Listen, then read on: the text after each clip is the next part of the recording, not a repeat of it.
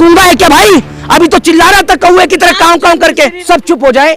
ये जितना नरेंद्र मोदी की गुलामी चाट पत्रकार जिस तरीके से भौंकने का काम कर रहा है, इससे एक ही सवाल करूंगा, और अगर ये इस सवाल का जवाब दे दे तो आप जो कहेंगे मैं करने को तैयार हूं। राम का पूरा नाम बताओ जरा, क्या है राम का नाम? गूंगा हो गया? तेरे मुंह में फेविकोल अटक गई अब? वरना ये जो इस देश की 133 करोड़ जनता है ना, जूता लेके खोल के लतिया देगी और सारे नट खोल देगी, याद रखिएगा। मोदी जी, अरे ओ मोदी जी के चापलूस, मोदी जी का जूते चाटने वाले, जरा सुन लो कान को खोल के, मोदी जी कराएंगे। मोदी जी ऐसे व्यक्ति हैं जो वहां पर भी फोटोग्राफी के सेशन में बिजी रहेंगे। आपका चाचा लगता है या आपका फूफा है? अगर आपका चाचा या फूफा है तो उसको बोलो कुर्सी छोड़ देगा, मैं विरोध नहीं करूंगा। आपका तो बड़ा रिश्तेदार लग रहा है ना। मोदी जी की औकात है? मोदी जी की औकात है कि राम जी को पक्का मकान दे देंगे? आप ना अपना मुंह बंद करके बैठ जाइए, अगर धर्म के बारे में आपको कुछ नहीं पता तो। 22 तारीख को मैं मंदिर चला जाऊंगा, अगर आपके अंदर दम है और वाकई में आपके जो डैडी हैं नरेंद्र मोदी जी, आप उनके सच्चे भक्त हैं, तो मेरी टिकट करा दीजिए जरा फ्लाइट की। देखिए एक बात मैं आपको बता दूं, वो किसी काम के नहीं तो भाजपा ही है जो किसी काम के नहीं है। इस देश के अंदर राम मंदिर को इतना बड़ा इन लोगों ने एक वो बना दिया अपना वोट बैंक का जरिया, कि राम के नाम पर जिस तरीके से भारतीय जनता पार्टी भीख मांगने का काम कर रही है, वोटों की भीख मांगने का काम कर रही है। एक बात मुझे बताइए, सबसे पहले तो जितने भी तमाम हिंदू धर्म के बड़े बड़े स्कॉलर्स हैं, जितने भी तमाम पुजारी हैं, पंडित हैं, उन तमाम लोगों का एक ही चीज कहना है कि जब तक मंदिर का कार्य पूरा नहीं हो जाता, आप मंदिर की प्राण प्रतिष्ठा का कार्य कर कैसे रहे हैं? सबसे बड़ा सवाल ये है। अभी मंदिर का जो शिखर है वो बनके तैयार भी नहीं हुआ है, और नरेंद्र मोदी जी जो हैं वो मंदिर का उद्घाटन करने के लिए चल पड़े हैं। एक बात मुझे बताइए, अभी राम मंदिर का शिखर तैयार हुआ नहीं है और उसमें रामलला विराजमान कर दिए जाएंगे। जब रामलला उसमें विराजमान हो जाएंगे तो उसके बाद जब वो शिखर पर चढ़ेंगे काम करने के लिए मजदूर लोग, तो राम जी के सर पे पांव रखेंगे, भगवान के सर पर पांव रखेंगे, इससे भगवान का अपमान होगा। लेकिन जिस तरीके से भारतीय जनता पार्टी के अंधभक्तों ने इस देश के अंदर अपने जमीर को, अपने धर्म को और अपने दिमाग को सबको गिरवी रख दिया सिर्फ बीजेपी के कदमों में, उन्होंने मोदी के आगे भगवान श्री राम को भी छोटा कर दिया। ये लोग अंधभक्ति में इतने पागल हो गए कि ये लोग अब तस्वीरों पर भी आपत्ति नहीं जताते। तो मोदी का विरोध करते करते राम मंदिर का विरोध पे उतर आए, राम का विरोध करने लगे आप लोग। भाई तेरा दिमाग संतुलन कुछ खराब है। आप तमाम पत्रकार यहाँ खड़े, मैंने राम का कोई विरोध किया है? मैंने राम का कोई विरोध किया? मैं आपसे पूछना चाहता हूं, आपका कुछ मानसिक संतुलन खराब हो गया है क्या? ये भारतीय जनता पार्टी के वो अंधभक्त हैं, ये वो गुलामी मानसिकता के लोग हैं। जैसे वो अमीश देवगन बोल रहा था ना कि भैया अब कोई भी बीमार होगा तो वो अस्पताल नहीं मंदिर जाएगा। उस मेंटल को कोई बताए कि भैया अगर तुमने रामायण पढ़ी होती या रामायण के बारे में समझा होता तो जिस वक्त पे रामायण हुई थी उस वक्त पर भी वैद्य की जरूरत पड़ी थी, यानी डॉक्टर की जरूरत पड़ी थी।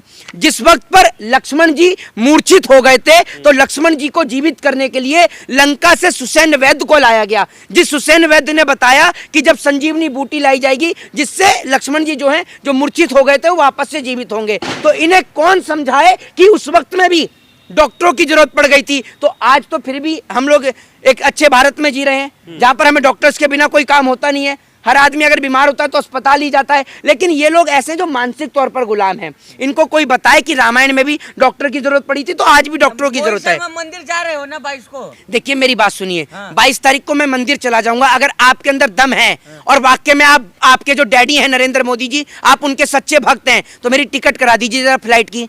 याद रखिए जितनी आप गुलामी कर रहे हैं टिकट खोल कर देख लीजिए कितने की टिकट आ रही है। राम भक्त पैदल जा रहे हैं, आप तो राम के ही नहीं तो आप राम के दुश्मन है कि जो आस्था जिनको है वो तो पैदल जा रहे हैं, आप टिकट की मांग? नहीं, मेरे को एक बात मुझे आप बताइए, इतना सर्दी का समय है, जिनके आस्था है वो लोग पैदल जा रहे हैं। एक बात मुझे बताइए, इतने तमाम लोग जो पैदल जा रहे हैं क्या वो राम जी के दर्शन कर पाएंगे? आप मुझे ये बताइए, राम जी के दर्शन तो पहले ही बुक हो गए, वीआईपीओ के अलग, वीवीआईपीओ के लिए अलग, मतलब राम को भी इन्होंने पैसे वालों के लिए बांट दिया। मैं आपसे पूछता हूं कि क्या गरीब आदमी राम के दर्शन कर पाएगा? मुझे ये बताइए, गरीब आदमी को तो मार के भगाया जाएगा वहां से। आप देखिएगा भीड़ में जब प्रधानमंत्री आएंगे तो लाखों लोगों को जो है वो भगाया जाएगा किस तरीके से, आप भी ये देखिएगा। दूसरी बात ये कि जो हमारे चारों पीठ के जो शंकराचार्य हैं उन्होंने जिस तरीके से बयान दिया वो सबने देखा। पहली बात ये, सबसे बड़ा सवाल ये कि अकॉर्डिंग टू हिंदू धर्म के मुताबिक कोई भी यज्ञ बिना पत्नी के पूर्ण संपूर्ण नहीं हो सकता। इसका सबसे बड़ा उदाहरण है ब्रह्मा जी। वो ब्रह्मा जी जिन्होंने सृष्टि का निर्माण किया। आपको पता होगा कि जब उन्होंने माता सावित्री के बिना यज्ञ किया, तो जब माता सावित्री ने उन्होंने श्राप दिया था, वो पूरे देश को पता है, भाजपा के नेताओं को छोड़कर, क्योंकि भाजपा के नेताओं ने कभी धर्म के बारे में पढ़ा नहीं है। हिंदू धर्म में कोई भी यज्ञ का कार्य बिना पत्नी के संपूर्ण नहीं हो सकता। तो राम जी का जो इतना बड़ा यज्ञ होने वाला है, मंदिर की प्राण प्रतिष्ठा का जो कार्य होने वाला है, वो नरेंद्र मोदी जी किससे पूछकर बिना अपनी पत्नी के कर रहे हैं, जरा ये बताइए आप मुझे। शास्त्री ने कहा है कि जो ना जाए वो अभागा है निमंत्रण मिलने के बाद। मेरी बात सुन लीजिए, जो कह रहे हैं ना कि जो ना जाए वो अभागा है, शंकराचार्य को भी नहीं होता है तो अरे मैं आपसे नहीं, मेरी बात सुन लीजिए, कोई अभागा नहीं है। सबको इस बात का पता है कि उनसे कोई पूछे धीरेन्द्र शास्त्री से कि क्या आपने वो नहीं पढ़े, शास्त्रों का ज्ञान नहीं है आपके पास में? शास्त्रों में साफ साफ लिखा है कि जब तक किसी मंदिर के कार्य पूर्ण संपूर्ण नहीं हो जाता, उसकी प्राण प्रतिष्ठा का कार्य नहीं होता। सबसे पहले मंदिर का संपूर्ण होना जरूरी है। मंदिर का कार्य संपूर्ण हुआ नहीं है, आपने प्राण प्रतिष्ठा करनी शुरू कर दी। दूसरी बात ये, मेरी बात सुन लीजिए, राम को सोने की जरूरत है? वो राम जिन्होंने अपने जीते जी 14 वर्ष का वनवास काटा, आप कह रहे कि सोने के दरवाजे? मैं कहता हूं हीरे के भी दरवाजे लगा दो। राम को ना सोने की जरूरत है ना हीरे की जरूरत है। राम तो वो है जिनके आगे हम सब लोग हाथ फैलाते हैं, हम राम से मांगते हैं। हमारी औकात नहीं है राम को कुछ देने की। ये तो वो तमाम लोग हैं जो मंदिरों के अंदर चंदा चढ़ाते हैं, तमाम चीजें करते हैं। मैं उनसे कहना चाहता हूं कि किसी गरीब का पेट भरो, वो सबसे ज्यादा फायदेमंद है, क्योंकि ईश्वर हमें देने वाला है, ईश्वर हमसे कुछ लेता नहीं है, ये याद रखिएगा। मकान दे दिए रामलला को, आप कहाँ? मोदी जी की औकात है? मोदी जी की औकात है कि राम जी को पक्का मकान दे देंगे? आप ना अपना मुंह बंद करके बैठ जाइए, अगर धर्म के बारे में आपको कुछ नहीं पता तो। लगा के मोदी जी का विरोध कर रहे हैं। किसका टीका लगा के मोदी का विरोध नहीं कर सकते? आपका चाचा लगता है या आपका फूफा है? अगर आपका चाचा या फूफा है तो उसको बोलो कुर्सी छोड़ देगा, मैं विरोध नहीं करूंगा। आपका तो बड़ा रिश्तेदार लग रहा है ना। मर्यादा है, बोलो यार। जी हाँ, मर्यादा। एक बात मुझे बताइए आप मुझे। नहीं पढ़े लिखे हो? हाँ, मैं पढ़ा लिखा हूँ। आप टेंट में थे नहीं थे वो कह रहे हैं ना, सही तो कह रहे हैं। मेरे को एक बात आप मुझे बताइए। नहीं, तो भव्य मंदिर किसने बनाया?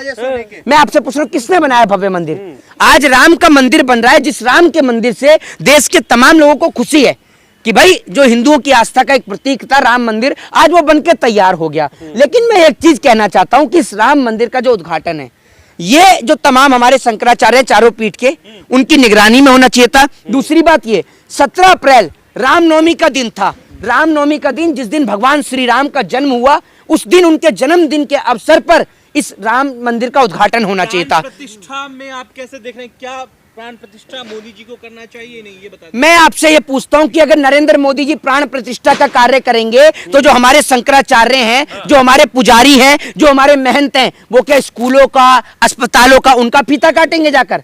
प्रधानमंत्री का काम है स्कूलों का, अस्पतालों का फीता काटने का, और इस देश के महंतों का, शंकराचार्य जी का काम है कि वो मंदिर के अंदर पूजा पाठ के जरिए, तमाम मंत्रों के जरिए जो है, मंत्रों का उच्चारण करके भगवान श्री राम के भव्य मंदिर का उद्घाटन करें। कह रहे हैं कि भैया जो राम को नहीं भजेंगे वो चमार और नीच है, राम भद्राचार्य। मेरी बात सुन लीजिए।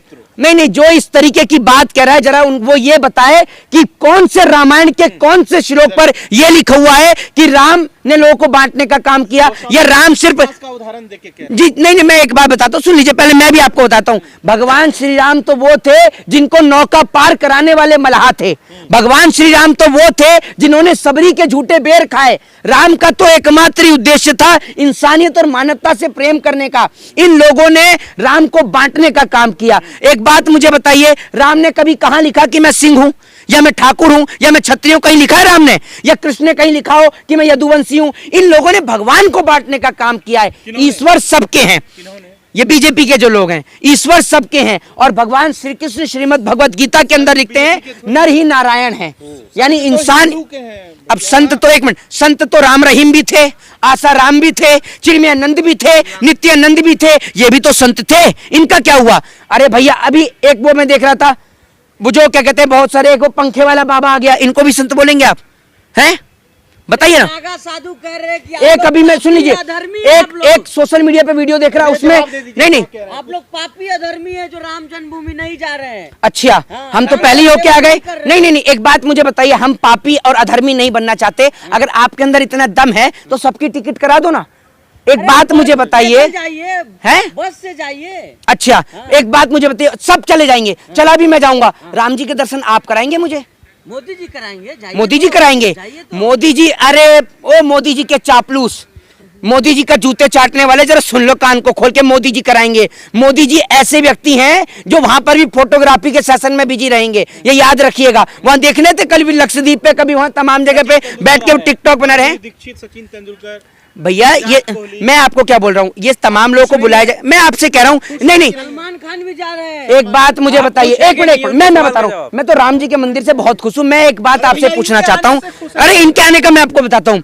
ये जिन लोगों के आपने नाम लिए, सचिन तेंदुलकर, ठीक है, ये तमाम लोग के जो आप नाम ले रहे हैं, माधुरी दीक्षित, जरा अरे चुप हो जाओ, सलमान के खान सुन जाओ 2 मिनट को।